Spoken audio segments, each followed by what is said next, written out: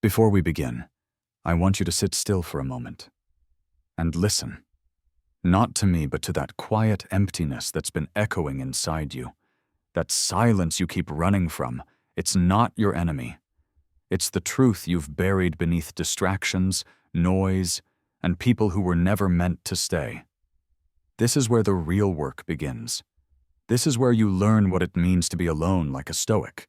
Because the truth is, being alone is not the same as being lonely. Loneliness is what happens when you crave validation, attention, or noise to drown out your thoughts. But solitude, real, disciplined solitude, that's where power is born. The kind Marcus Aurelius found in his tent before battle. The kind Seneca wrote about while facing exile. The kind Epictetus mastered after being enslaved and freed, when he realized that no man could imprison his mind. You see, solitude isn't a punishment. It's purification. And if you can master it, you become untouchable. We live in an age where silence terrifies people. They'll scroll endlessly just to avoid hearing their own thoughts. They'll chase companionship not out of love, but out of fear. Fear of facing themselves. But the Stoic chooses solitude as a weapon.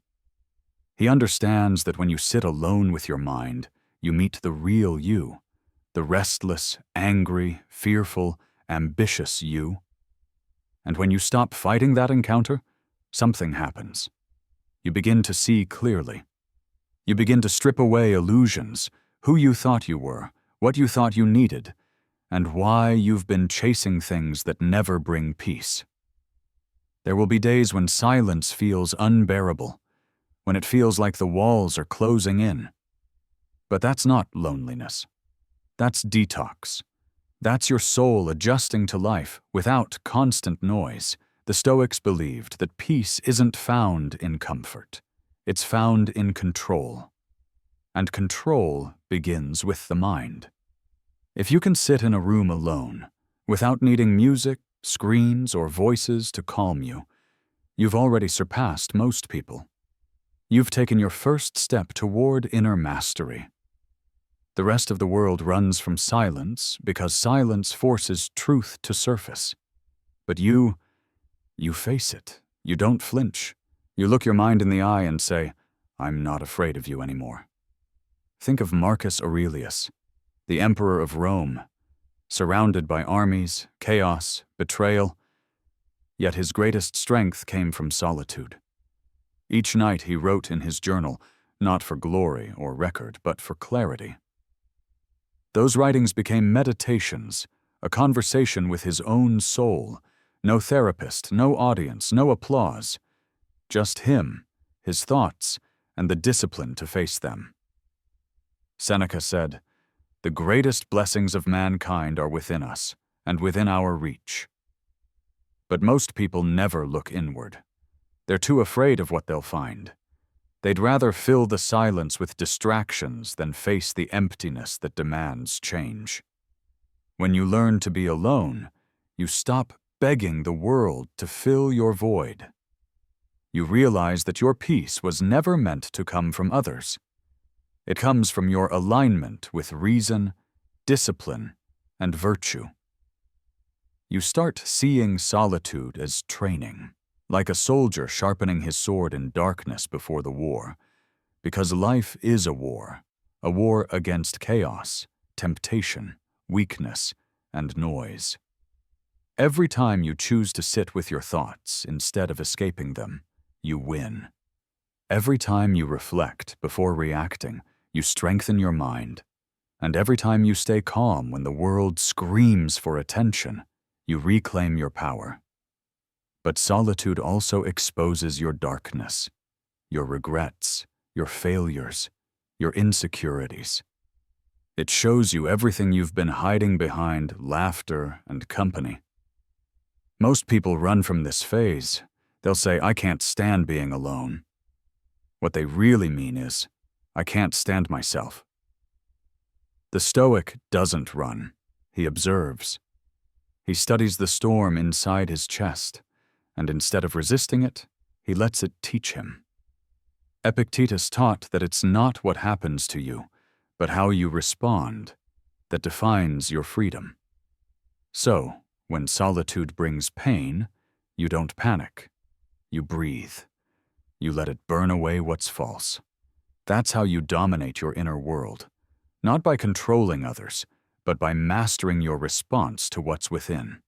And then something shifts. You begin to crave that silence, not because it's peaceful, but because it's real. You start valuing your own company.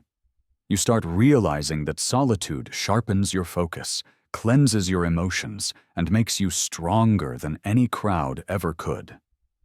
You no longer need validation to feel worthy. You no longer chase attention to feel seen. You see yourself, fully, honestly, brutally, and that's liberation. That's Stoicism in its rawest form, self-knowledge through solitude. The modern world calls solitude depression, but for the Stoic, solitude is ascension. You're not withdrawing from life. You're recharging to engage with it more powerfully. You're not cutting people off. You're cultivating a stronger presence that doesn't depend on them. Because the truth is, solitude doesn't weaken you. It reveals who you are without the world's influence. Once you see that, no one can manipulate you again. You'll still love, still connect, still care, but from strength, not from need. That's what separates a Stoic from the restless masses. When you embrace solitude, you reclaim control over your emotions. You stop reacting to every opinion, every insult, every little wave that hits you. You become the ocean, vast, steady, unmoved. People will notice your calm and mistake it for arrogance. But you'll know the truth. It's mastery. It's the quiet confidence of someone who no longer fears being alone with their thoughts. That's what true freedom feels like. Not the absence of problems, but the presence of control. So, learn to be alone. Sit in silence. Watch your thoughts pass like clouds. Question them, challenge them, refine them. Build a relationship with your mind so strong that no one else's chaos can shake it. That's how you dominate your inner world. Not through force, but through understanding. The world will still test you. People will still disappoint you. Pain will still visit you. But when you've learned to master solitude, nothing external can destroy your peace. Marcus Aurelius wrote, "Nowhere can man find a quieter or more untroubled retreat than in his own soul." That's not poetry. That's a roadmap. The retreat you seek is already within you. You don't need to escape the world. You just need to stop letting it dictate your peace. Once you do, you'll stop being a slave to noise. You'll walk through life like a calm storm, silent, powerful, and unshakable. So, the next time you find yourself alone, don't reach for your phone. Don't escape the silence. Sit with it. Feel it. Let it strip you of pretense, fear, and weakness. Let solitude break you down, because what remains afterward is the real you. And that version of you cannot be broken. You will understand what the Stoics always knew, that peace is not the absence of people, but the presence of mastery. And when you finally learn to be alone, you won't just find peace, you'll find power.